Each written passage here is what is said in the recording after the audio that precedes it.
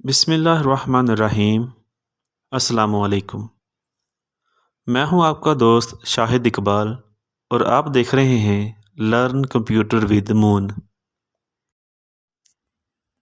दोस्तों, इस वीडियो में हम सीखेंगे कि एमएस वर्ड में पासपोर्ट साइज़ फ़ोटो को कैसे डिज़ाइन किया जाता है। तो इसके लिए हम सबसे पहले टूल बार में लेआउट टूल पर क्लिक करेंगे। इसके बाद पेज सेटअप में साइज़ की कमांड को सिलेक्ट करेंगे तो हमारे सामने कुछ पेज साइज़ ओपन हो जाएंगे।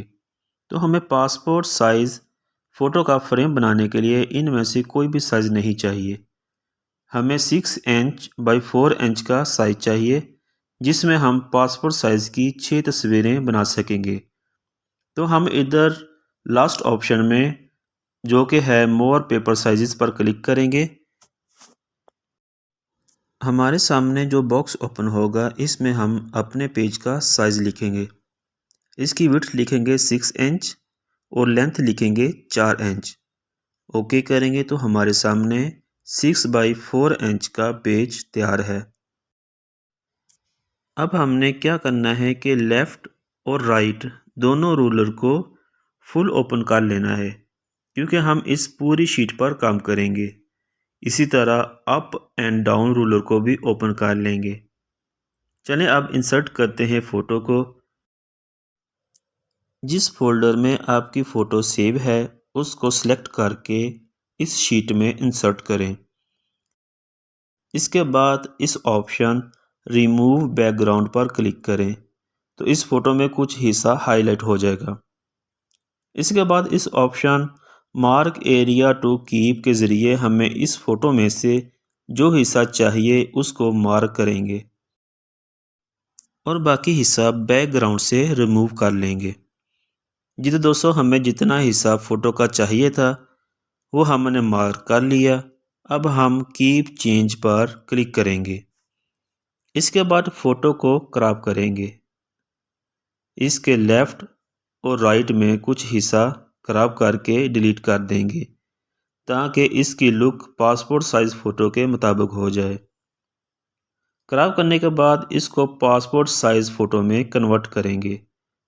दोस्तों, यहाँ आपको बताता चलूँ कि पासपोर्ट साइज़ फ़ोटो का साइज़ 2 इंच बाई 2 इंच होता है तो हम इसको भी इसी साइज़ में तब्दील करते हैं।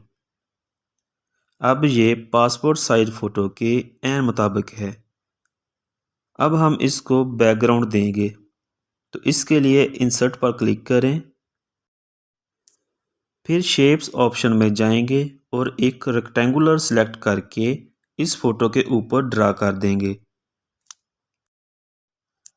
जी तो दोस्तों, इसके बाद ऑप्शन आएगा शेप फिल का। इस ऑप्शन से जिस कलर का बैकग्राउंड आप इसको देना चाहते हैं वो सिलेक्ट करें। इसके बाद इस ऑप्शन शेप आउटलाइन में से आउटलाइन को फ्रेम बनाने के लिए थोड़ा थिक कर लेंगे। लेआउट ऑप्शन में से इस रेक्टेंगुलर को बिहाइंड टेक्स्ट कर देंगे। इसके बाद सिलेक्शन पेन में जाएं, फ़ोटो और रेक्टेंगुलर को सिलेक्ट करें और दोनों को एक फ़ोटो बनाने के लिए ग्रुप कर दें। हमारे पास एक फ़ोटो तैयार है। अब इसको कॉपी करके इस तरीके से पेस्ट करते जाएं तो हमारे सामने 6 फ़ोटो की प्रिंटेबल शीट तैयार हो जाएगी। आप कंट्रोल P के ऑप्शन से इसको प्रिंट की कमांड देकर इसका व्यू भी चेक कर सकते हैं। तो देखिए दोस्तों, इसका व्यू बहुत ही ज़बरदस्त नज़र आ रहा है। दोस्तों, हमारी आज की वीडियो इख्तिताम को पहुंची। वीडियो अच्छी लगी हो तो लाइक करें और कंप्यूटर ट्रेनिंग के मतलब मज़ीद वीडियो देखने के लिए और हमारे साथ जुड़े रहने के लिए हमारे चैनल को सब्सक्राइब करें और बेल आइकन को भी प्रेस कर दें ताकि हमारी हर आने वाली नई वीडियो का नोटिफिकेशन आपको मिल सके। और आखिर में हमेशा की तरह दुआ है कि अल्लाह पाक मुझे और आपको दुनिया और आखिरत की हर कामयाबी से नवाजे। आमीन। मुझे दें इजाज़त। अल्लाह हाफिज़।